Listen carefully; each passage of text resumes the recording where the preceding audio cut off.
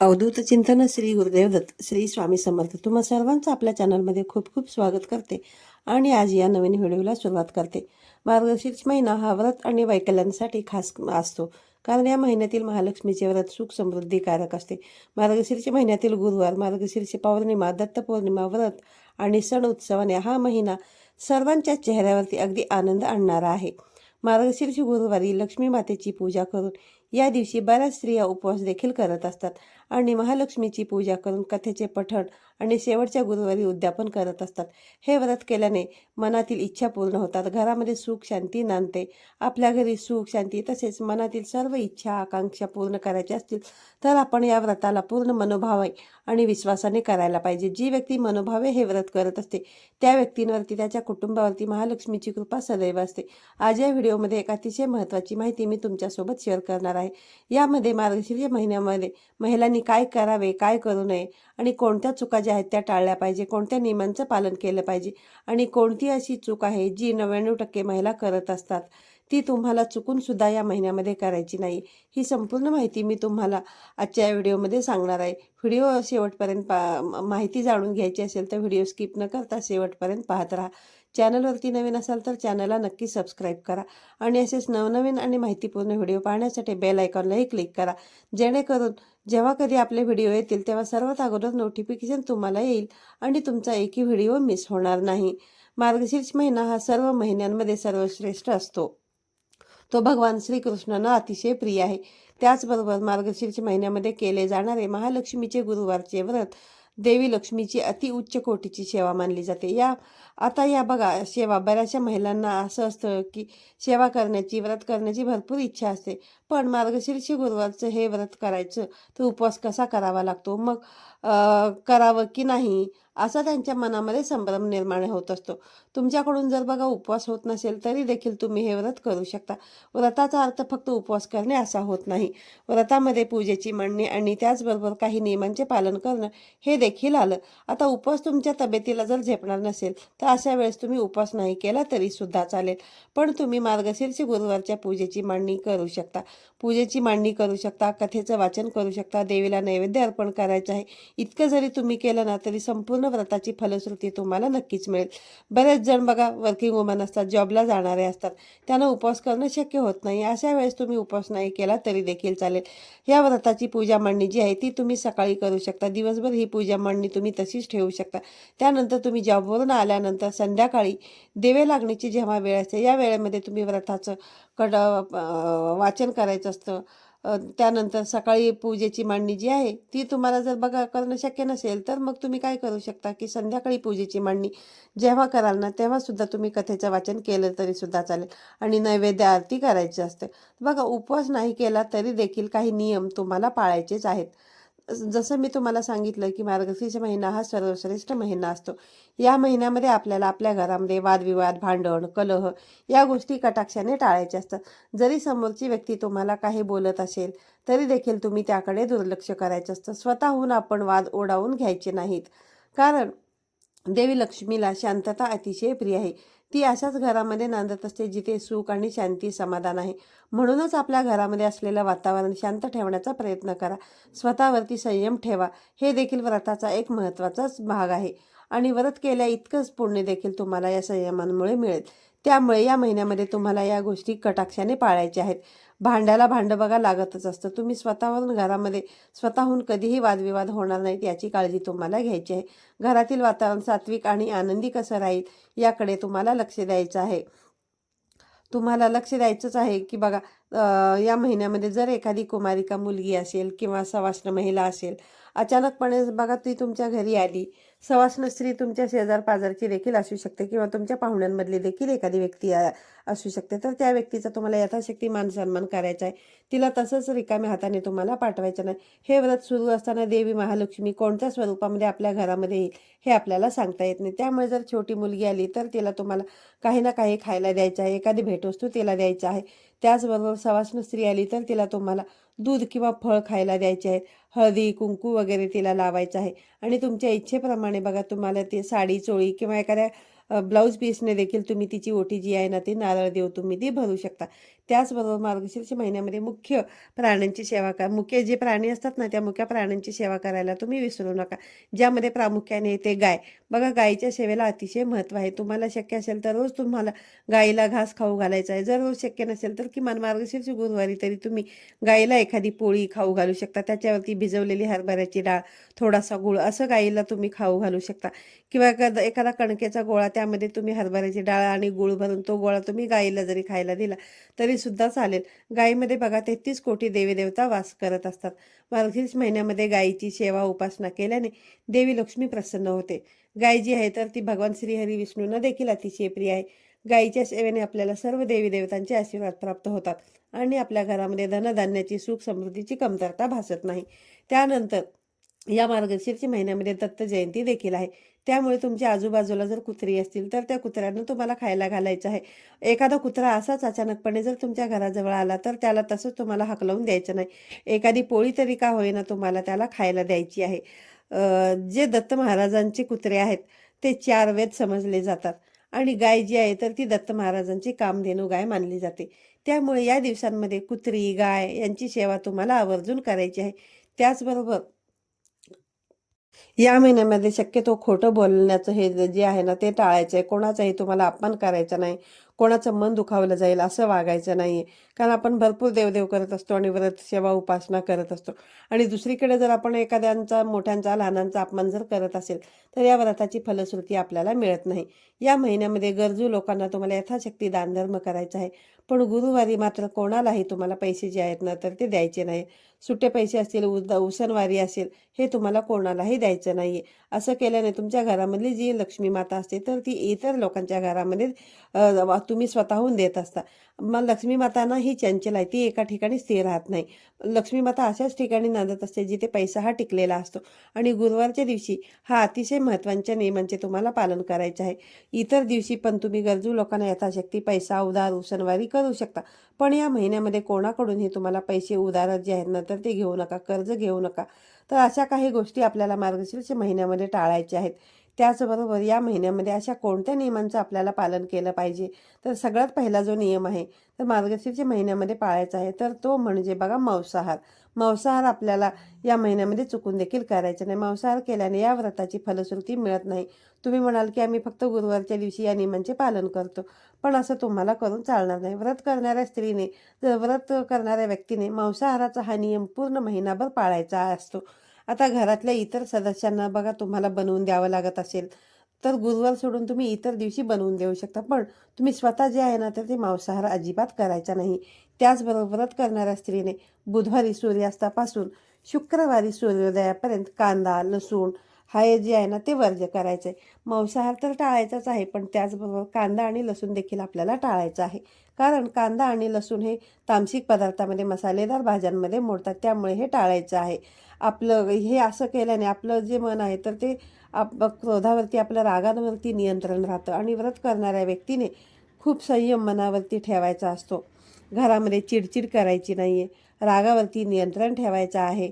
त्यामुळे काय होईल की बघा, तुम्हाला जर शक्य असेल तर बुधवारी सूर्यास्तापासून ते शुक्रवारी सूर्योदयापर्यंत तुम्हाला कांदा लसणाचं जे सेवन आहे तर ते टाळायचंच आहे.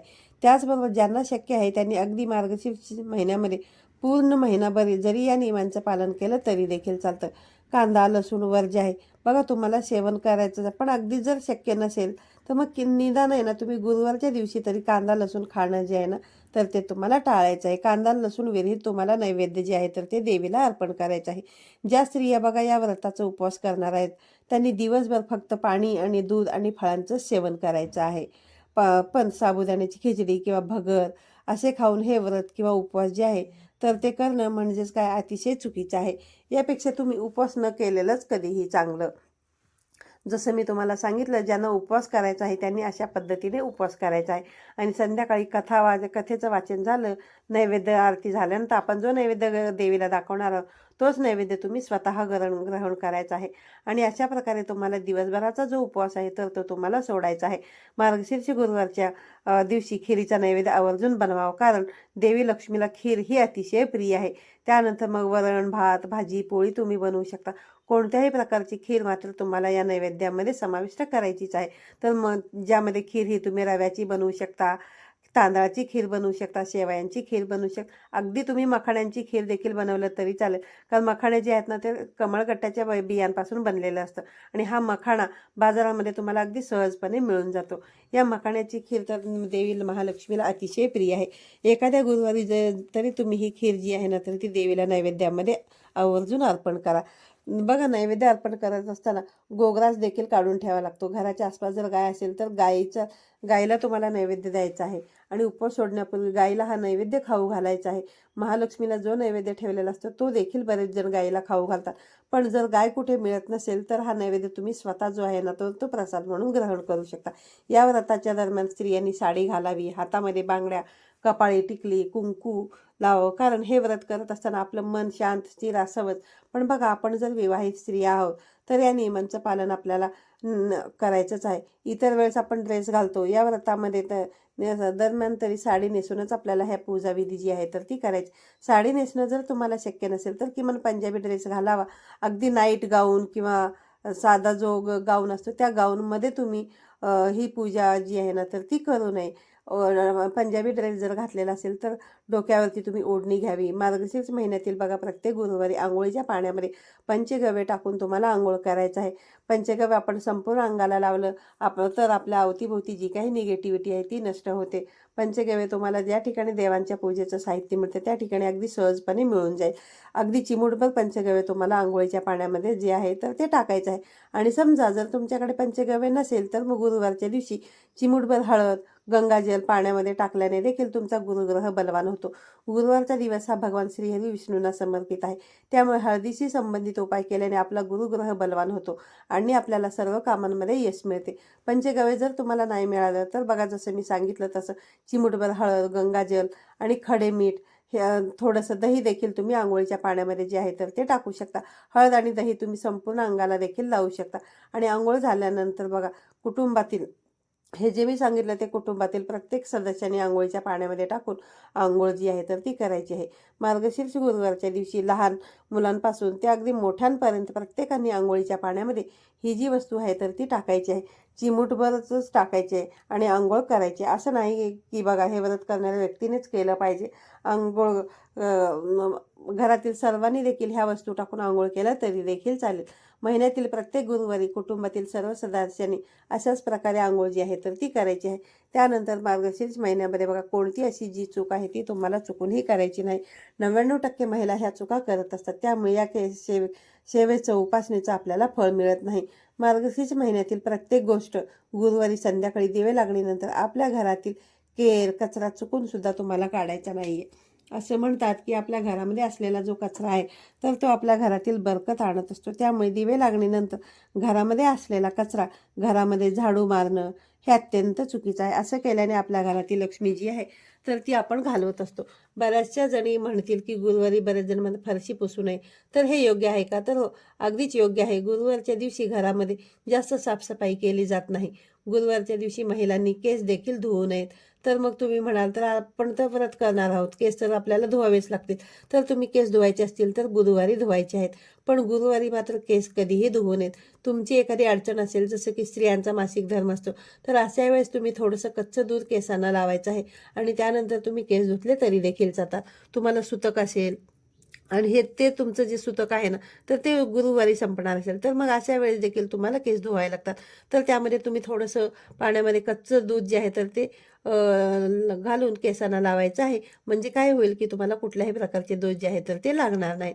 पण ज्यांना काहीच अडचण नाही त्यांनी मात्र गुरुवारी केस न धुता बुधवारीच केस धुवायचेत आणि हे व्रत जे आहे तर ते करायचं आहे. कारण गुरुवारचा संबंध हा बृहस्पतीची असतो आणि बृहस्पती म्हटलं की त्याचा थेट संबंध आपल्या पतीच्या आणि आपल्या मुलांच्या प्रगतीशी येत असतो. म्हणून गुरुवारी केस कधीही धुवू नयेत. त्याचबरोबर घरामध्ये असलेली फरशी देखील या दिवशी पुसू नये. तर मग आता तुम्ही म्हणाल की पूजेची मांडणी करायची आहे, तर मग ती तशीच करायची का? तर नाही. पूजेची जी जागा आहे ती तुम्हाला स्वच्छ पुसूनच घ्यायची आहे. घरामध्ये तुम्ही सकाळी सकाळी झाडू मारून घेऊ शकता. घरामध्ये फरशी तुम्हाला जर पुसायची नाही नसेल तर मग तुम्ही काय करू शकता की बघा, आदल्या दिवशी जे आहे ना तुमचं जे घर आहे ते सगळं स्वच्छ करून घ्यायचं आहे. आणि बघा, दुसऱ्या दिवशी तुम्हाला असं वाटलं की आपलं घर खूप घाण झालेलं आहे तर तुम्ही थोडंसं झाडून देखील घेऊ शकता. आणि पूजेची जी जागा आहे त्या ठिकाणी थोडंसं गोमूत्र शिंपडायचं आहे. किंवा मग काय करू शकता, एका वाटीमध्ये थोडीशी हळद घ्यायची आहे आणि पाणी टाकून थोडं पाण्यामध्ये हळद मिक्स करायची आणि ते ज्या ठिकाणी पूजेची मांडणी करणार त्या ठिकाणी आपल्याला थोडंसं ते शिंपडायचं आहे आणि ती जी जागा आहे ती ओल्या कपड्याने तुम्हाला पुसून घ्यायची आहे.